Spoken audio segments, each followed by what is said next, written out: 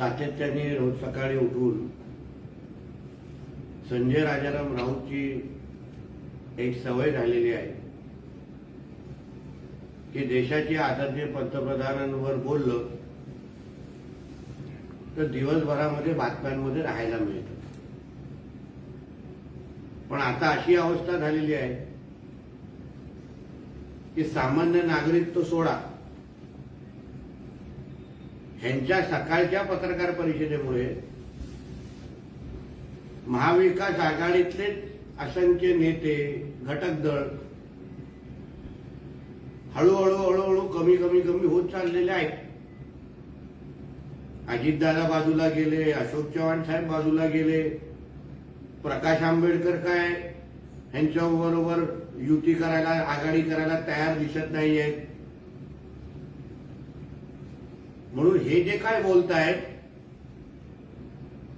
त्याला किती किंमत द्यायची हेच आता महाराष्ट्राची जनता आता विचार करायला लागलेली आहे. आज सकाळी देशाचे पंतप्रधान शेतकरी आंदोलनाला चिरडू पाहत आहेत. शेतकरी आंदोलन हे मोदीजींच्या धोरणांमुळे करतायत. राज्य सरकार केंद्र सरकार त्यांच्याबरोबर संवाद साधत नाही आहे. आता ज्या व्यक्तीला स्वतःचा पक्ष सांभाळता आला नाही, स्वतःचं घर सांभाळता आलं नाही, भ्रष्टाचारामध्ये बरबटलेलं त्याचं कुटुंब आहे, अतिरेकींबरोबर संबंध असलेला हा संजय राजाराम राऊत हा देशाच्या पंतप्रधानांना सल्ले देतोय. पण स्वतःचा मालक जेव्हा महाविकास आघाडीचा मुख्यमंत्री होता तेव्हा त्यांनी शेतकऱ्यांना, मुंबईकरांना, महाराष्ट्राच्या जनतेला काय काय शब्द दिलेले ते शब्द जरा आठवावेत आणि ते त्याच्यातले किती शब्द पूर्ण केलेत याबद्दल थोडा जरा विचार करावा. शेतकऱ्यांच्या बांध्यावर जाऊन तुम्हाला एवढं मी सत्तेत आल्यावर देतो असे असंख्य भाषणं फिरतायत. त्याच्यातली एक दमडी पण शेतकऱ्यांना देऊ शकले नाही. 50,000 प्रोत्साहन निधी कोकणातल्या शेतकऱ्यांना देतो असं जाहीर विधिमंडळात केलं. किती कोकणातल्या शेतकऱ्यांना ती निधी भेटली आहे?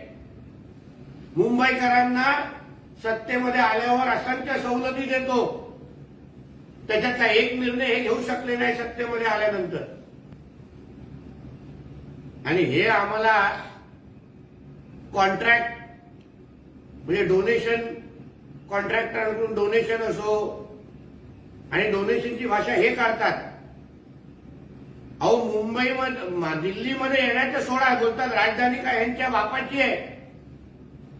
पण साधं तुमच्या मालकाच्या कर्जतच्या फार्म हाऊस मध्ये एक आमचा पत्रकार मित्र सुशांत सिंगच्या संदर्भात विचारपूस करायला गेटवर गेलेला, त्याला भर रस्त्यामध्ये त्याला अटक केली तुमच्या सरकार असताना आणि जेलमध्ये टाकलेला आहे.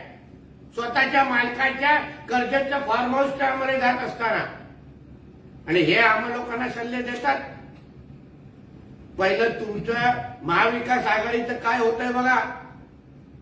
मी परत आज सांगतोय की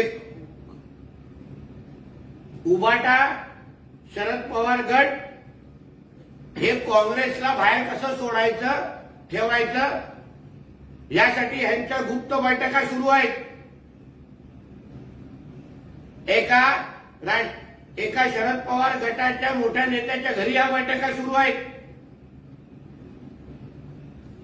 उबाटा आणि शरद पवार गट हे महाविकास आघाडीमध्ये लढत नाही, काँग्रेसला इथे एकटं पाडण्याच्या तयारीमध्ये आहे.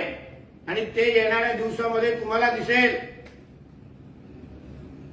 आणि प्रकाश आंबेडकरजींना ती युती कधी होणार होती, कधीपासून नुसतं पत्रकार परिषदेमध्ये त्यांचे गोडवे गायचे डॉक्टर बाबासाहेब आंबेडकरांच्या विचारांवर, संविधानावर आणि त्यांच्या मानणाऱ्या वर्गाची सर्वात जास्त काळजी कोणी घेतली असेल तर ती नरेंद्र मोदी साहेबांच्या सरकारने घेतलेली आहे. असंख्य महत्वाच्या योजना काढलेल्या आहेत. संविधानाला सुरक्षता कशी आणायची, घट्ट कसं करायचं, याचं उत्तम उदाहरण देशाला गेल्या 10 वर्षामध्ये मिळालेलं आहे. ज्यांना मुळामध्ये डॉक्टर बाबासाहेब आंबेडकरांच्या कुटुंबाच्या लोकांचा नुसता अपमानच करायचा आहे. मी परत सांगतो की ह्याच संजय राजाराम राऊतच्या मालकाने प्रकाश आंबेडकरांच्या मातोश्रीवर आलेला साधे 2 फोन उचलले नाहीत. आणि हे प्रकाश आंबेडकरजींबद्दल आम्हाला गोडवे गाव म्हणतात. हे प्रकाश आंबेडकरजींना धोका देण्याच्या फिराकमध्ये आहे, ही अशी आमच्याकडे माहिती आहे, जी येणाऱ्या दिवसामध्ये बाहेर येईल. धन्यवाद. तर शेतकऱ्यांच्या मुद्द्यावर संजय राऊत असंही म्हणतात की दिल्लीमध्ये ब्रिटिशांचाही दरबार भरत होता आणि शेतकरी ब्रिटिशांच्या दरबारात आपली मागणी मांडत होते, पण मोदींच्या काळामध्ये शेतकऱ्यांना त्यांचे प्रश्न मांडता येत नाहीत, देशाच्या राजधानी जाता येत नाहीत, मुंबई सुद्धा येता येत नाही. काय सकाळची रात्रीची अगर सकाळपर्यंत अगर उतरली नसेल तर माणूस असाच बोलतो. कदाचित त्यांना माहिती नसेल की आमच्या केंद्र सरकारने, आमच्या कृषी मंत्र्यांनी असंख्य बैठका या शेतकऱ्यांच्या शिष्टमंडळांबरोबर घेतलेल्या आहेत, तासन तास घेतलेल्या आहेत, सगळे मुद्दे त्यांचे ऐकून घेतलेले आहेत. पण शेवटी जे आंदोलनजीवी असतात त्याला आंदोलन केल्यावरच त्यांचा जर घर चालत असेल तर त्यांना कधीच केंद्र सरकारचं पटणार नाही. आणि हे त्या आंदोलनजीवीचा महाराष्ट्रातला दुसरा भाऊ म्हणजे हा संजय राऊत आहे. कारण का जे पैसे आंदोलनजीवींना बाहेरून येतात देशविरोधी ताकदांकडून, तेच पैसे कदाचित संजय राऊतला कमिशन म्हणून फॉरवर्ड होत असतील आणि म्हणून आंदोलनजीवींची बाजू घेतोय सातत्याने. मोदी आणि त्यांचे सरकार नेहमीच खोटं बोलत आले आहेत. मोदींनी असे 5 प्रकल्प दाखवले पाहिजे जे मोदींनी केले आहेत, असंही संजय राऊत त्याच्यावर आरोप करतात. संजय राजाराम राऊतनी तयारी दाखवावी.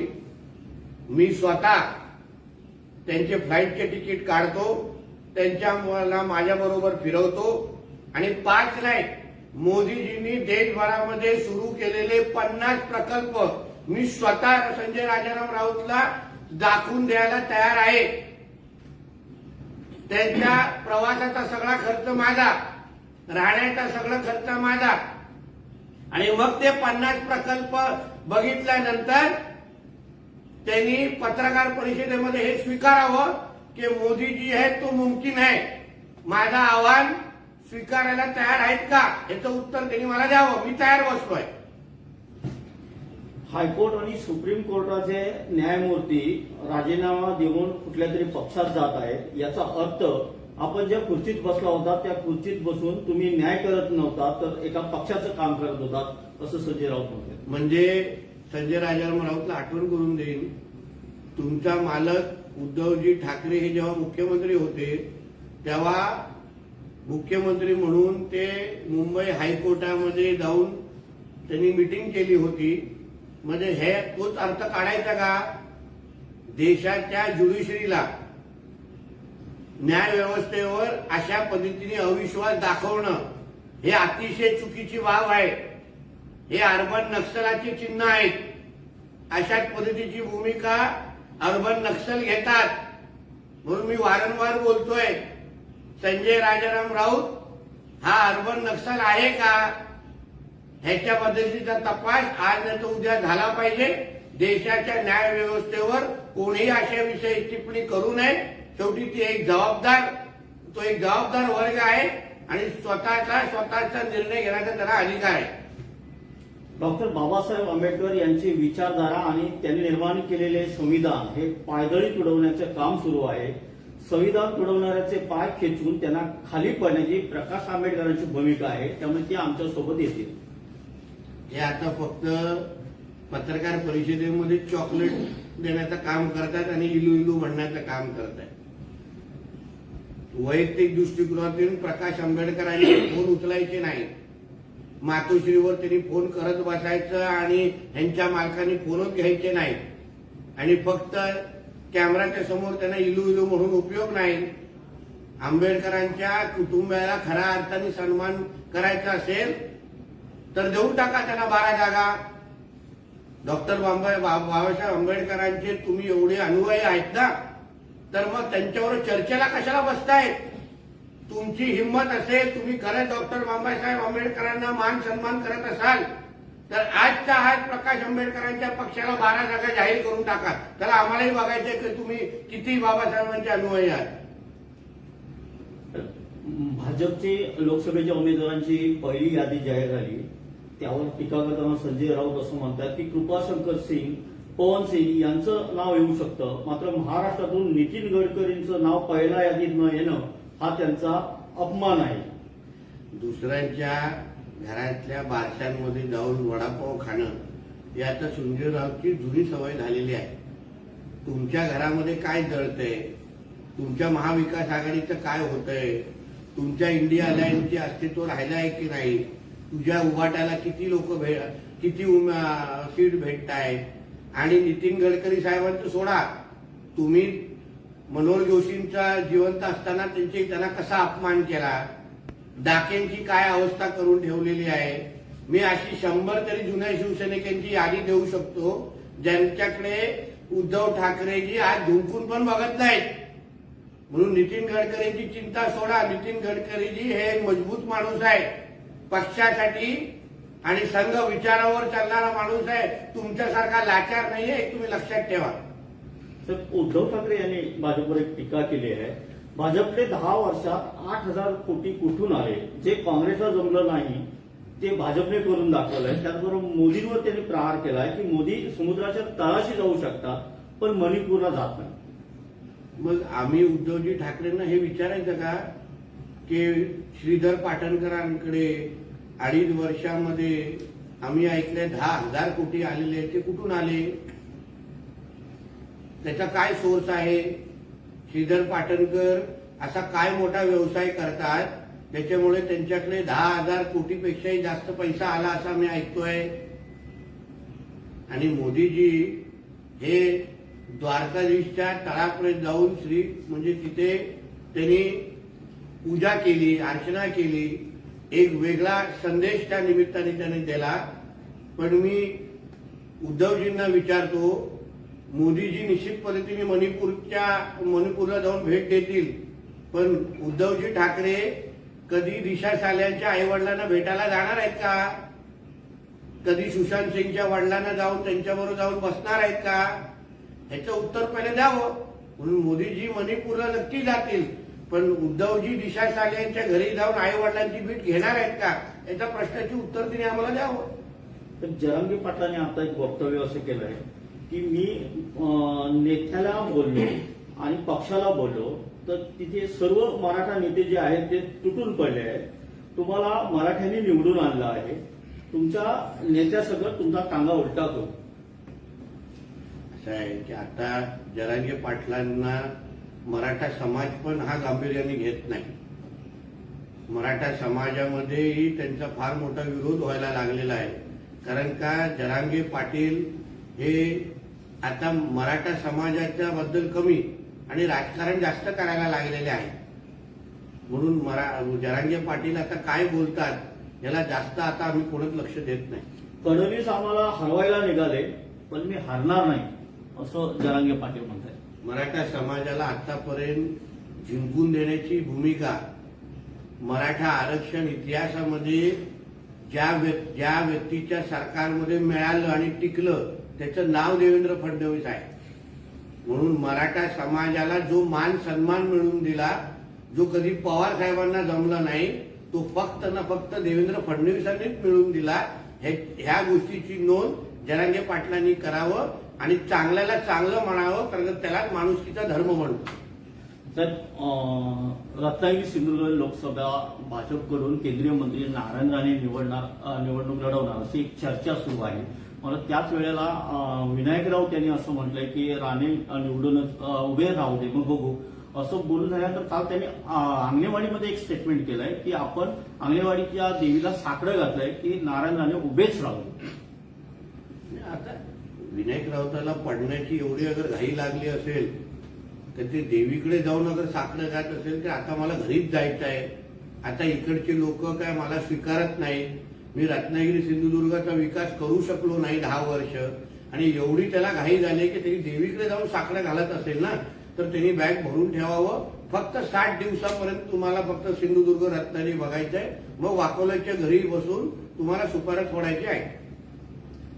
साहेब, गुलाबराव पाटीलांनी उद्धव ठाकरेंना प्रत्युत्तर दिलंय.